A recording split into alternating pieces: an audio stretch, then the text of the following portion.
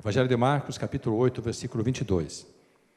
E chegou a Betsaida, e trouxeram-lhe um cego, e rogaram-lhe que lhe tocasse. E tomando o cego pela mão, levou-o para fora da aldeia. E cuspindo-lhe nos olhos, e impondo-lhe as mãos, perguntou-lhe se via alguma coisa. E levantando ele os olhos, disse: Vejo os homens, pois os vejo como árvores que andam. Depois tornou a pôr-lhe as mãos nos olhos, e ele, olhando firmemente, ficou restabelecido, e já via ao longe e distintamente a todos. Amém? Os amados podem sentar-se. Irmãos, mantenha a sua Bíblia aberta nesse texto. Se você tiver como marcar, coloque aí a fitinha. Eu não sei como que marca isso no celular, mas fique atento. Depois nós voltaremos, aí no final da ministração, nós voltaremos a esse texto. Hoje nós vamos falar de milagre. E também do que é viver a plenitude dos milagres. Amados, muitas vezes nós recebemos milagres, mas não vivemos a plenitude dos milagres. Eu queria que você pudesse compreender que o poder de Jesus Cristo não mudou. Ele continua tendo poder para curar. Vou repetir. Jesus continua tendo poder para curar. Amém? Quantos creem que Ele é poderoso para curar? Levante a mão e diga glória a Deus. Ele é o mesmo de ontem, de hoje e o será eternamente. Em seu ministério, Jesus operou muitos milagres, milagres de todas as formas. Quando nós lemos os evangelhos, onde são relatados muitos dos milagres, mas nem todos, o evangelho de João diz, não precisa abrir, só ouça. O último versículo do evangelho de João diz assim: há, porém, ainda muitas outras coisas que Jesus fez, e se cada uma das quais fosse escrita, cuido que nem ainda o mundo todo poderia conter os livros que se escrevessem. Amém. Então, olha que coisa tremenda. O evangelista João diz assim: se nós fôssemos relatar todos os milagres que Jesus fez, tudo que ele operou, não caberia nos livros do mundo. Então, amados, se nós compreendermos que Jesus operou em 3 anos de ministério, de uma forma tão poderosa, que marcou a história, marcou a humanidade. A história passou a ser dividida entre antes de Cristo e depois de Cristo. A nossa história também, a nossa vida também. A nossa vida também deve ser marcada por AC e DC. Antes de Cristo e depois de Cristo. Na minha vida, essa divisão foi muito clara, muito concreta, muito real. Estava dizendo hoje de manhã na escola bíblica, eu fui alcançado aos 38 anos. Aos 38 anos, você já desenvolveu a maior parte do seu repertório de vida. Normalmente, o que você precisa realizar, você já realizou até aos 38, próximo aos 40. Só que aos 38 anos, quando o Senhor me alcançou, Ele me disse assim: tudo que você construiu na sua vida, até hoje, até os 38 anos, foi construído sobre a areia. Por isso desmoronou. Você vai reconstruir a sua vida, só que agora sobre a rocha. Então, se você pensar o que é reconstruir a vida a partir dos 38 anos, amado, se não for pelo poder de Deus, você desanima. Deus disse claramente: tudo que você fez até aqui não valeu nada. Foi construído sobre a areia. Você vai precisar reconstruir sobre a rocha. Vai reconstruir sua vida, vai reconstruir o seu casamento, vai reconstruir a sua família. Você vai começar tudo de novo.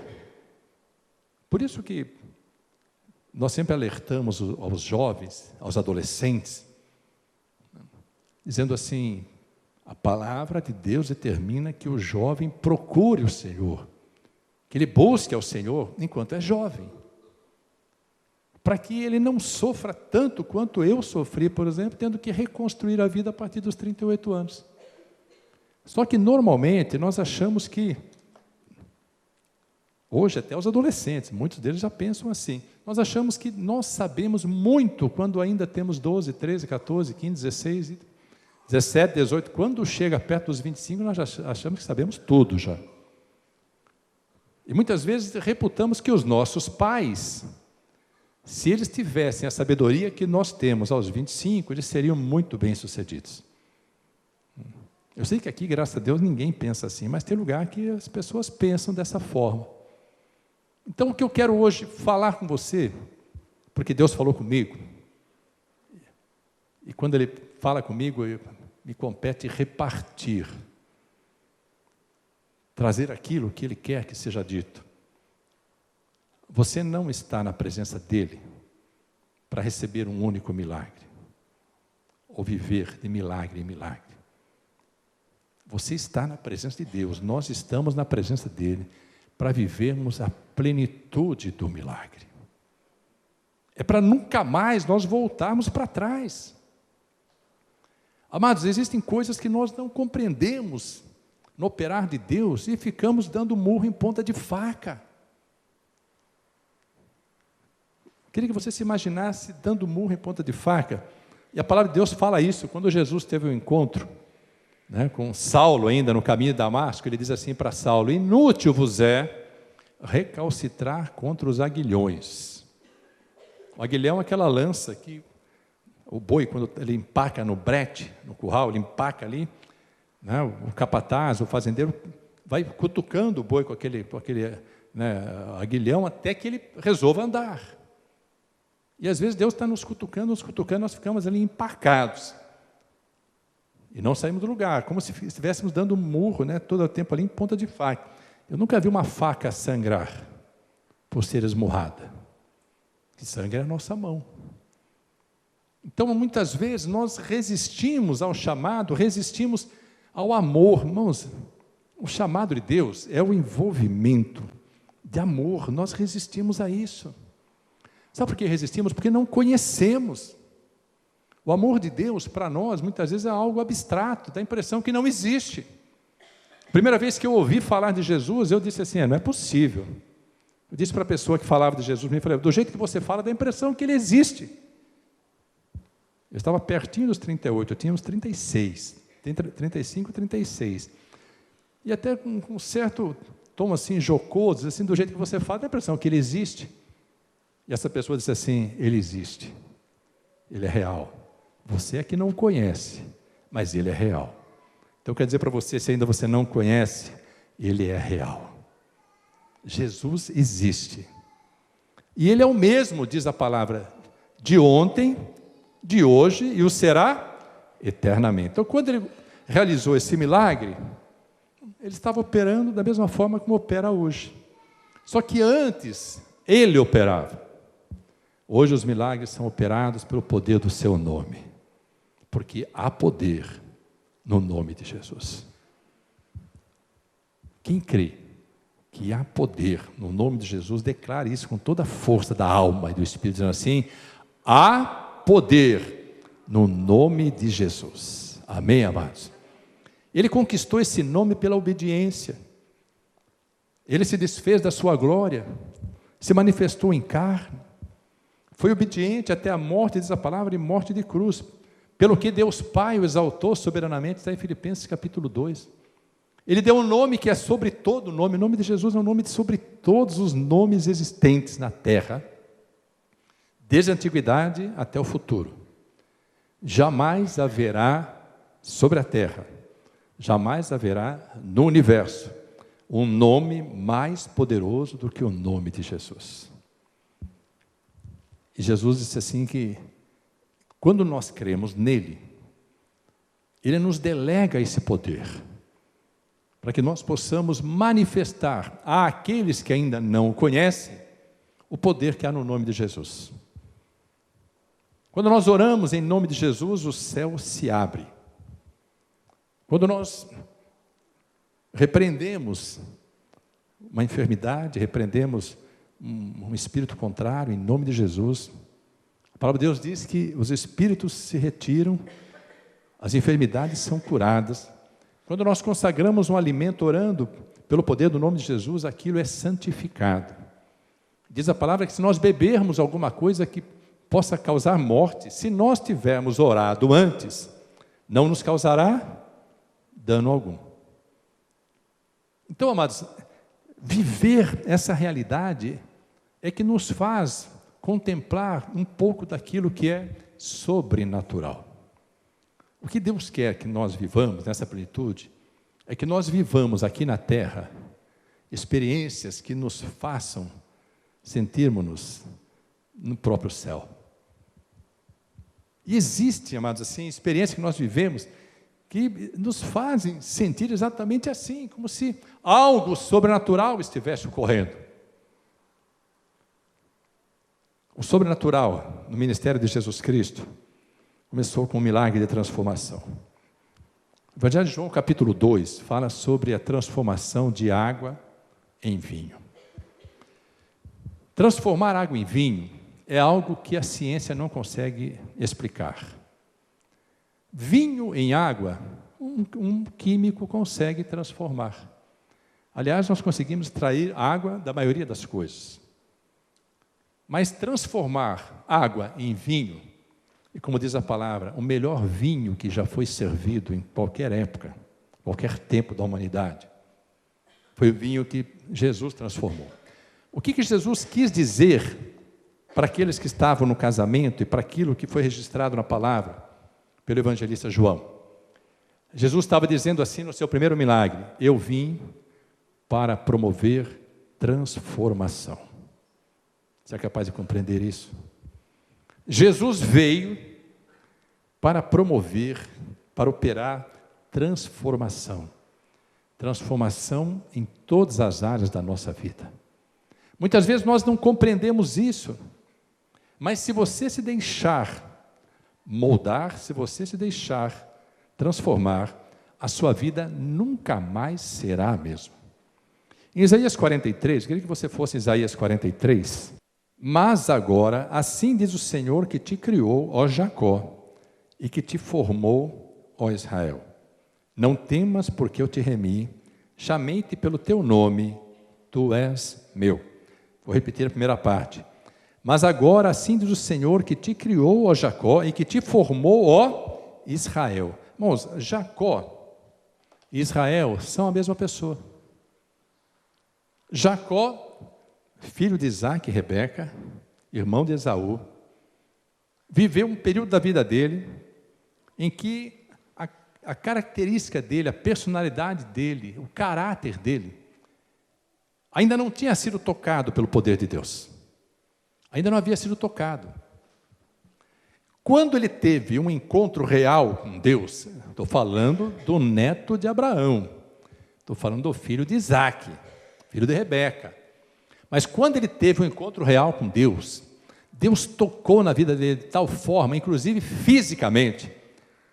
Ele andava, normalmente diz a palavra que Deus tocou na juntura da coxa, ele ficou manco. Depois do encontro ele saiu andando assim, ó. Então todos que contemplavam a vida de Jacó sabiam que havia acontecido algo com ele. Hoje nós não precisamos mancar quando temos um encontro real com Deus, mas precisamos mudar a nossa forma de andar. Precisamos mudar a nossa forma de caminhar. Precisamos mudar a nossa forma de agir. Precisamos mudar a nossa forma de reagir. Precisamos mudar a nossa forma de pensar. Precisamos mudar a nossa forma de olhar. Precisamos mudar a nossa forma de ouvir. Precisamos mudar a nossa forma de falar. Precisamos mudar a nossa vida. E o único que tem poder para nos transformar é Jesus. Jesus é a palavra viva do Deus Altíssimo. Então, quando Deus diz assim: eu te criei, ó Jacó, e te formei, ó Israel, Ele fala exatamente que a criatura um dia é formada. E o Evangelho de João diz que a todos quantos creem no nome de Jesus, Deus dá o poder de serem feitos filhos de Deus. Então esse é o processo que transforma a criatura em filho. O homem criado do homem formado. Então, é essa transformação que Jesus trouxe no primeiro milagre, dizendo exatamente assim: eu vim para que haja transformação. Jesus fez milagres de multiplicação de pães e peixes. Jesus fez milagres de ressurreição. Não sei se você conhece algum casamento que foi ressuscitado. O meu foi. Meu casamento foi ressuscitado. Humanamente falando, nós não tínhamos mais condições de permanecer casados. Eu e a Neuza. Mas o Senhor ressuscitou.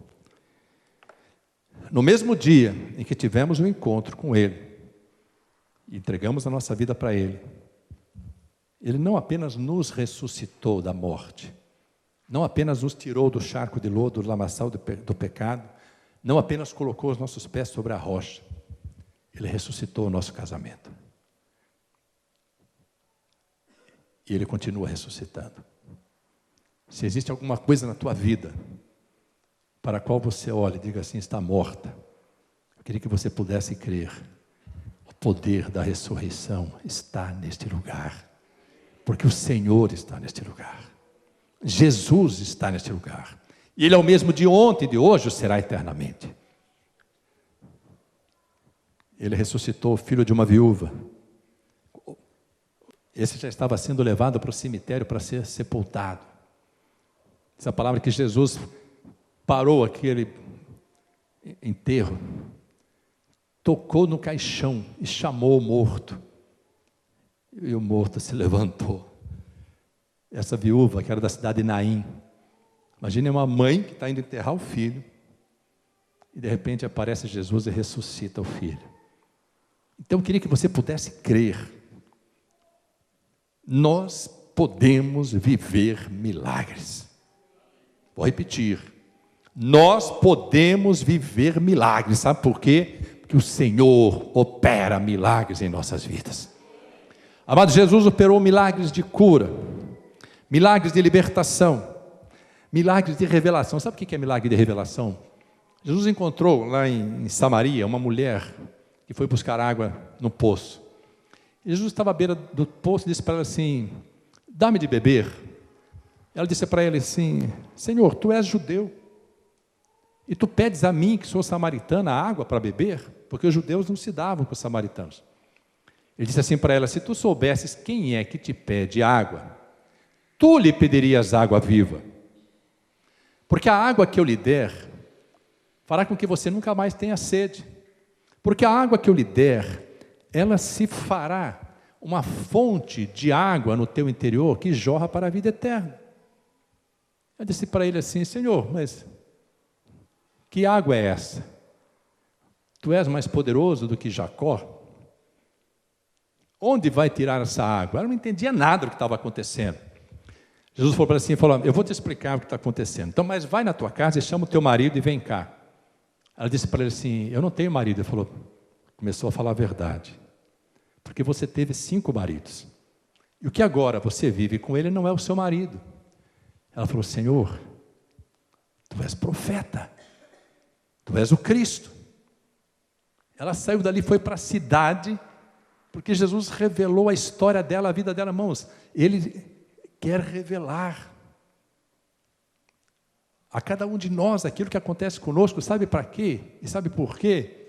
Para que nós saibamos que há alguém que nos conhece muito mais do que os nossos pais nos conhecem, muito mais do que os nossos maridos, nossas esposas nos conhecem, muito mais do que os nossos filhos e irmãos nos conhecem. Há alguém que conhece o nosso assentar e o levantar, alguém que diz na palavra, conhece o nosso pensamento, conhece o que nós vamos falar antes que venhamos a dizer, e que visita o profundo do nosso ser, e nos conhecendo com todas as deformidades que temos, ainda nos ama.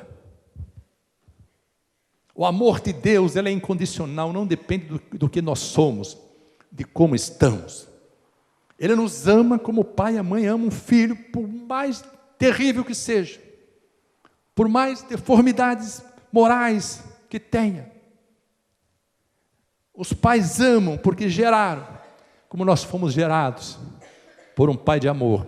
O seu amor está sobre as nossas vidas. Então nós não precisamos nos envergonhar, nós não precisamos nos constranger quando temos um encontro com Deus, porque nós não temos o que esconder dele. Quando Ele revela, o dia que Ele revelou o meu pecado, o principal pecado que eu tinha, que era o adultério, o dia que Ele revelou, irmãos, eu fiquei assim, perplexo, eu falei, não é possível, isso não é poder humano. Eu estava em Belo Horizonte, ninguém me conhecia lá, e de repente eu vou numa reunião numa casa, num culto, num pequeno grupo, numa casa, um pequeno grupo, mas tinha 45 pessoas, era um culto familiar, e Deus começou a revelar o meu pecado, e falar da minha vida, falar tintim por tintim, eu falei, não é possível, não é possível. E eu estava com a Bíblia aberta no Salmo 103, constrangido, peguei o último lugar da sala, para ninguém me ver, porque eu estava ali, sabe quando você pensa assim, onde que eu fui amarrar meu burro? O que eu vim fazer aqui hoje? Por que eu aceitei o convite para vir nesse lugar? Só tem crente. Eu achava o crente o povo mais esquisito da terra, e vou dizer para os amados, continuo achando. O povo mais esquisito da terra, mas o povo mais feliz da terra, porque não depende das circunstâncias favoráveis para ter alegria. Nem depende das circunstâncias favoráveis para ter paz. Nem depende de estar livre para ter liberdade. Eu abri a Bíblia no Salmo 103 e aquela palavra começou a falar do meu pecado. E os dois irmãos que foram lá, um irmão e uma irmã que foram lá, revelaram a minha vida. Eu estava assim, irmãos, falei, não é possível que isso possa existir. Eu não imaginava. Eu me considerava inteligente. E falei assim, não é possível. A razão não nos permite crer que exista algo além da razão. Algo além do natural. A nossa inteligência não nos permite compreender que existe algo que é sobrenatural. Mas o Senhor falou da minha vida, através de vidas tão simples que nunca haviam me visto. E quando eu estava ali dizendo, como que pode isso? A irmã que estava abusando pelo poder de Deus para revelar a minha vida, falou assim, e para você saber que é Deus que fala contigo, tu estás com a Bíblia aberta no Salmo 103. Aí eu dei um pulo, saí lá de trás, peguei a Bíblia e disse assim, é desse jeito, sou eu sou esse adúltero, esse pecador. Irmãos, a primeira vez que eu vou no lugar, já confesso que sou adúltero. Confesso que sou pecador. Vou para o meio da sala e disse assim, eu estou com a Bíblia aberta no Salmo 103 e tudo que foi dito nesse encontro até agora, fazia uma meia hora que ela estava orando, foi só sobre a minha vida. Eu quero me entregar minha vida para Deus. Mas não entreguei. Porque as circunstâncias daquele tempo, daquele momento que eu vivia profissionalmente, eram mais favoráveis, eram mais promissoras. Eu achava que para entregar a minha vida para Deus, eu tinha que abrir mão das coisas que eu tinha. E nós tínhamos muita coisa, nós não tínhamos uma família. Nosso casamento estava danificado, praticamente destruído por causa do adultério, o primeiro adultério. Depois, os nossos filhos já não podiam viver a plenitude de um amor conjugal, porque já não havia mais confiança no casal. E por mais que nós pudéssemos ter tantas boas coisas materiais, uma boa casa, nós não tínhamos um lar, efetivamente. Mas as coisas que eu reputava como importantes para mim, me faziam pensar e repensar e hesitar em entregar minha vida para Cristo. E logo na sequência desse encontro, eu fui para Brasília comandar um grupo de 53 gerentes do Banco do Brasil, numa mudança do perfil do banco. E eu prestava serviço nessa época à presidência do Banco do Brasil, num grupo de trabalho, para mudar exatamente o perfil das agências do banco. Então, quando eu cheguei lá, eu disse assim, eu não tenho tempo para ir para Deus. Eu achava que servir a Deus era um gesto de renúncia a tudo. Eu não entendia que quando você entrega a sua vida para Cristo, quando você coloca Deus como a pessoa mais importante da sua vida, quando você consagra a Ele tudo que você tem e acha que tem valor, você passa verdadeiramente a viver a plenitude da vida abundante e você passa a conhecer o que é que verdadeiramente tem valor. Nós somos cegos, por mais bem-sucedidos que possamos ser, nós somos cegos. Nós não conseguimos enxergar o que é que verdadeiramente é precioso, tem valor para Deus.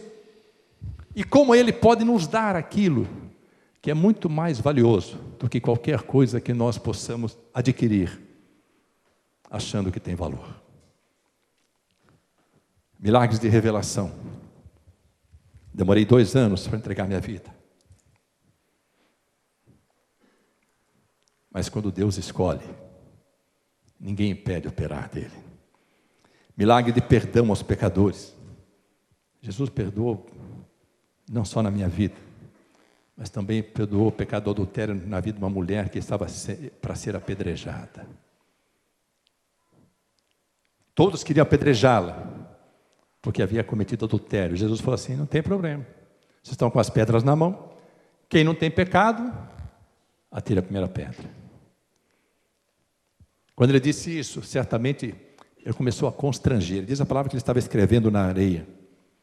Eu creio que ele estava escrevendo ali, para cada um dos que estavam com a pedra na mão, escrevendo o pecado de cada um, como falou do meu pecado. As pessoas iam passando, lendo o próprio pecado e largava a pedra no chão. Deixava a pedra no chão. Quando o último lançou a pedra no chão, Jesus olhou para aquela mulher e falou: cadê os teus acusadores? Ninguém te condenou? Ela falou: não. Ele falou: nem eu te condeno. Você está perdoada, mas vai e não peques mais. Bom, o problema não é receber o perdão. O problema é continuar gostando de pecar. Sabia que a parte mais difícil do processo é que nós gostamos de pecar? Irmãos, nós nos agarramos de tal forma ao pecado, diminuindo a importância do pecado, porque estamos na igreja, que fazemos de conta que o que passamos a fazer depois de sermos alcançados não é mais pecado. Nós perdemos muitas vezes a sensibilidade espiritual e continuamos a pecar, inclusive pecados que nós fazíamos antes de ter um encontro com o Senhor. Jesus falou para ela assim: você foi perdoado desta vez, mas vais e não peques mais. E Jesus operou sobretudo o milagre de salvação. Quer dizer para você, meu amado e minha amada, a salvação é o maior milagre que pode existir na nossa vida, porque a salvação nos livra do inferno. E só é possível alcançar a salvação enquanto se está vivo. Depois de morto, ninguém mais se salva. Ou se é salvo enquanto está vivo, ou não tem mais oportunidade de se salvar depois que morre. Então, quando nós oramos pelos mortos, segundo costumes e tradições que tínhamos, nós estamos orando naquilo que é contrário à palavra. A palavra de Deus não permite que nós oremos pelos mortos. Nós podemos reverenciar a memória, podemos nos lembrar, né, como reverenciamos, amamos a memória dos nossos pais que já faleceram, amados que faleceram, amigos que faleceram, mas dizer assim: Senhor, tem misericórdia da alma, tira do purgatório, Senhor, livra do inferno, alcance com a tua salvação, isso é antibíblico, isso não existe. A palavra de Deus diz assim, que na sepultura ninguém mais louva a Deus, ninguém mais fala com Deus, ou se passa a viver com Ele enquanto é vivo, ou não existe mais oportunidade de fazê-lo, ou de ser alcançado depois de morto. Mas o que nós precisamos entender é que a salvação é o maior de todos os milagres. Quero falar da nossa igreja. Nós já vivemos aqui muitos milagres, amados. Aqui já tivemos vidas salvas, vidas curadas, vidas libertas, vidas transformadas, casamentos restaurados, casamentos ressuscitados, famílias restauradas. Já tivemos milagres em negócios, milagres em muitas áreas. Quantos aqui concordam com tudo isso que eu disse? Levante a mão e glorifique a Deus. Quantos aqui já viveram milagres? Levanta a mão e glorifica a Deus. Agora, o que eu queria fazer você lembrar, depois que você recebeu o milagre, o que ocorreu com a sua vida? Será que o milagre que você recebeu mudou a sua história? Será que os efeitos do milagre ainda permanecem na sua vida? Porque, amados, receber milagre é um negócio maravilhoso. Nós testemunhamos de milagres recebidos. Mas você permanecer glorificando a Deus e os efeitos causados pelo milagre permanecerem em sua vida, vou dizer para você, é um novo milagre. Porque nós recebemos milagres, nós somos alcançados de forma sobrenatural. Às vezes fazemos propósitos, votos, até promessas. Mas o tempo vai passando e nós temos a impressão de que aquilo que recebemos como milagre foi apenas um pequeno operar de Deus e que, na verdade, nem seria assim tão difícil para Deus operar o milagre em nossa vida, porque nós facilitamos as coisas para Deus. Começamos a achar que viver o milagre foi só assim uma dádiva do percurso. Não sei se você está capaz de compreender o que eu estou falando. Quantos casamentos foram ressuscitados, restaurados, restabelecidos? Os casais deixaram de glorificar a Deus e muitos deixaram de vir à igreja. Bons, casamentos mortos, que foram ressuscitados. Pensa numa figura. Seu cônjuge morreu. Aí você descobre que o amava mais do que você pensava que podia amar. Aí você ora para Deus. E Deus ressuscita o cônjuge. Você vai deixar o cônjuge depois do milagre desse? Porque muitas vezes nós só damos valor às vidas depois que as perdemos. Aí você vive aquela porção falando, nunca mais me separo. Você passa a valorizar, você passa a colocar o seu cônjuge à frente das suas preferências, das suas predileções. O marido começa a colocar a mulher à frente em importância do que os amigos, do que os hobbies, do que as coisas que lhe agradam. A mulher começa a dar importância para o marido, muito além das coisas que lhe agradam. Quando nós descobrimos o verdadeiro valor da vida ou daqueles com quem vivemos, nós passamos a viver numa outra dimensão. Quando Deus opera transformando a personalidade, o caráter, a vida de alguém. Vamos, um milagre de transformação, eu repito, foi o primeiro milagre operado por Jesus. Quem teve uma vida transformada, o marido transformado, a mulher transformada, o filho, a filha transformada. Irmãos, não pode mais, nunca mais se distanciar da presença de Deus. Não pode. Porque o distanciamento se torna qual ingratidão. É o mesmo que você receber um grande favor, uma grande bênção de alguém, e depois você deixar de valorizar essa pessoa, passar por ela, dá a impressão que você não a conhece. Viver a plenitude do milagre é permanecer firmado. Para permanecer firmado, você precisa entender que Deus operou o milagre para você saber que Ele opera. Mas que o maior milagre da sua vida é viver em plenitude de comunhão com Deus. Então, amados, voltando ao texto, voltando lá, a Marcos capítulo 8, agora se acompanha comigo. Diz assim, versículo 22. E chegou Jesus a Betsaida, e trouxeram-lhe um cego e rogaram-lhe que lhe tocasse. E tomando o cego pela mão, levou-o para fora da aldeia. E cuspindo-lhe nos olhos e impondo-lhe as mãos, perguntou-lhe se via alguma coisa. E levantando ele os olhos, disse, vejo os homens, pois os vejo como árvores que andam. Depois tornou a pôr-lhe as mãos nos olhos, e ele, olhando firmemente, ficou restabelecido, e já via ao longe distintamente a todos. Presta atenção. Não existe nenhum outro milagre feito por Jesus igual a esse aqui, nenhum outro. Porque esse milagre foi feito em 2 estágios. Presta atenção. Em 2 estágios. Quando Jesus lhe cuspiu nos olhos e lhe impôs as mãos, ele continuou, ele era cego, passou a enxergar, mas enxergando ainda embaçado.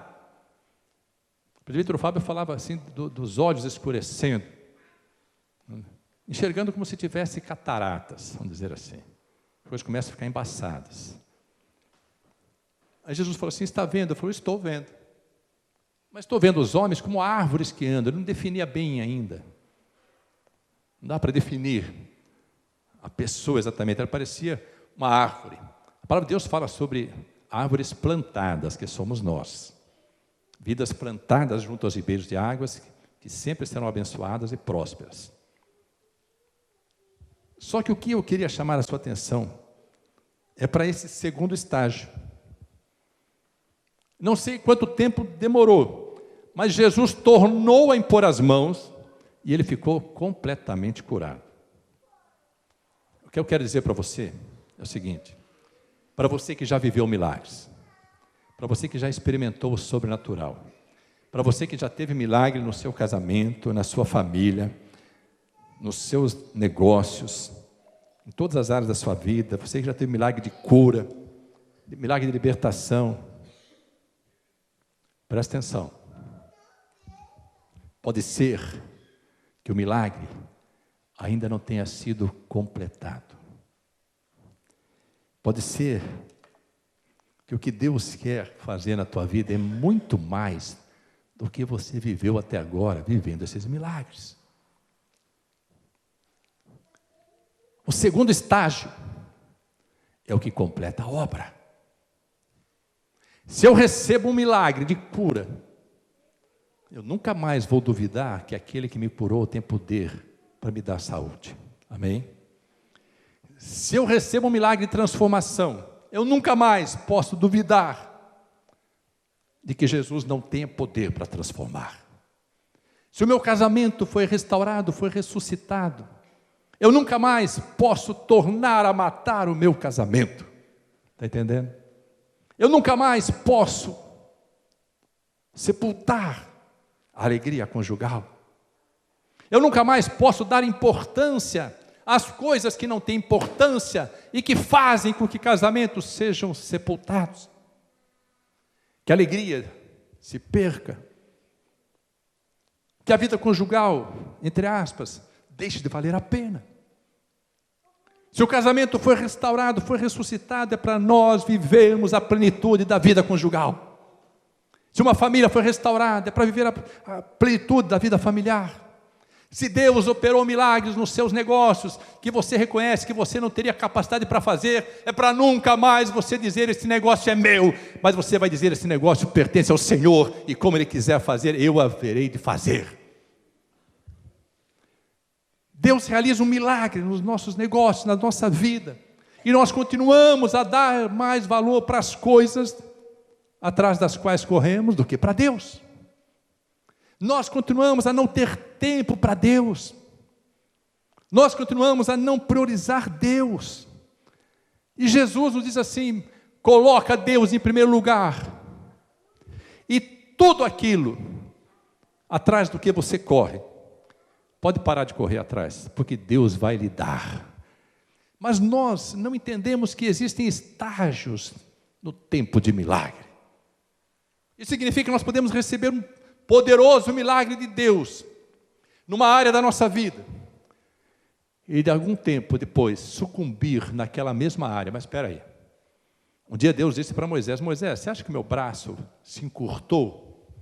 Você acha que eu perdi o poder? Cá entre nós, amados, o que impede Deus de realizar a plenitude dos planos, dos projetos, dos propósitos que Ele tem para nós? Não é falta de poder, é falta de nós buscarmos a Deus, é falta de nós o colocarmos em primeiro lugar. Quem recebeu um milagre, quem viveu um milagre, o primeiro estágio do milagre, tem que permanecer firmado, porque aquele, diz a palavra, que começou a boa obra na minha vida e na sua vida, é poderoso para completar. Às vezes, amados, nós recebemos coisas tão poderosas, tão sobrenaturais, e continuamos negligenciando as coisas de Deus. E depois começamos a contender com Deus, porque, entre aspas, Ele parou de operar. Amados, não é possível. Jesus fala para a igreja de Éfeso, na carta em Apocalipse 2, fala assim: conheço tudo de vocês, como se estivesse falando conosco. Tenho, porém, contra vós, que deixastes o primeiro amor. Amados, o primeiro amor é inigualável. E você viver o amor de Cristo é inigualável. Então, muitas vezes assim, eu quero fazer, mas vocês deixaram o primeiro amor. Vocês já não priorizam mais as coisas que me agradam. Vocês já não conseguem organizar as agendas de forma em que eu tenha espaço nelas. Os milagres que vocês receberam em oração, vocês já não vivem mais porque vocês deixaram de orar. As porções que vocês estão buscando, vocês não estão recebendo porque deixaram de buscar de todo o coração. Nós começamos a negociar com Deus, começamos a colocar condições. Senhor, se tu fizeres, eu faço também. Se tu não fizeres, eu não farei. Senhor, se tu fizeres tudo, eu vou confiar no Senhor, então vou entregar o meu caminho a ti. Amados, quando nós vivemos um milagre, Deus quer dizer para mim e para você assim: eu estou de olho em você. E essa partícula que você recebeu é só uma parte do manancial de bênçãos que eu tenho para a tua vida. Só que nós nos distanciamos, nos negligenciamos, esquecemos do operar de Deus. Ele fala assim: tenho, porém, contra vós que deixaste o primeiro amor. E dali a pouco nós começamos a ver as coisas todas embaçadas de novo. Já não enxergamos mais o que é sobrenatural. Já não conseguimos mais compreender como Deus opera. O Senhor falou comigo, amados. Muitos não vivem a plenitude, porque pararam no primeiro estágio. Acharam que está bom. Eu quero completar a obra. Eu quero operar o segundo estágio. Quero fazer coisas tremendas, poderosas. Mas eu quero saber a quem pertence o coração. Se somos capazes de renunciar, capazes de priorizar a Deus, capazes de buscar a face do Altíssimo. Se somos capazes de compreender que quando nós o colocamos em primeiro lugar, Ele opera. Irmãos, Ele opera milagres. A porta está fechada, Jesus tem poder para abrir. A porta está aberta, mas não foi Ele quem abriu, Ele tem poder para fechar. O seu casamento corre perigo, Ele tem poder para restaurar. A tua vida não agrada a Deus, Ele tem poder para transformar. Você não consegue praticar obras que agradam a Deus, Ele tem poder para mudar a sua história. Não importa a situação em que você esteja hoje, o Senhor faz um convite para você. Você já viveu milagres, você precisa viver milagres. Você precisa ver o que é Deus completar o segundo estágio. Eu queria que hoje você pudesse receber essa palavra e pudesse refletir. Por que eu, depois de ver tantos milagres, em mim ou nos meus, em mim ou nos da igreja, diminuir a intensidade da comunhão ao invés de aumentar? Quando você é perdoado pelo marido, pela mulher, pelo pai, pela mãe, pelo irmão, pela irmã, você precisa valorizar o perdão que você recebeu. Só perdoa quem tem poder. Deus é temido porque com Ele está o poder do perdão. O poder do perdão é o poder que vai além da força do nosso ego. Porque o poder do perdão, ele é sobrenatural. Mais sobrenatural é o poder da misericórdia. Nós não fomos apenas perdoados. Deus operou em nós pelas suas misericórdias, porque a nossa vida não merecia perdão. Mas Ele é misericordioso. Então eu quero que você hoje possa refletir. O que houve na minha vida, entre o primeiro estágio